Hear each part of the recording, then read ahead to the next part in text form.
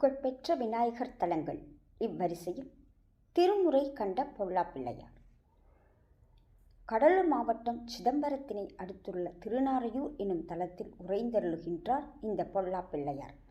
சிற்றுளையால் பொல்லப்படாத, அதாவது செதுக்கப்படாத சுயம்புமூர்த்தி ஆதலால் பொல்லாத பிள்ளையார் என்று அழைக்கப்பட்டவர் காலப்போக்கில் பொல்லாப்பிள்ளையார் ஆகிவிட்டார்.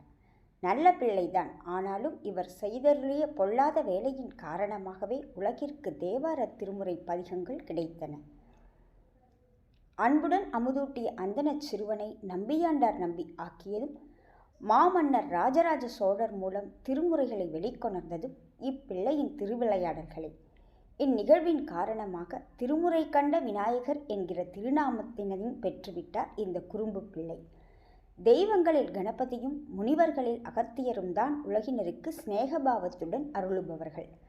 காகமாகி அகத்தியரின் கமண்டலத்தினை கவிழ்த்து கங்கை நீரினை காவிரியாக்கிய பிள்ளையே கை சாத்திடப்பட்டு மறைக்கப்பட்டிருந்த தேவார பதிகங்களையும் அம்பலத்தில் வெளிப்படுத்தி அருளியது.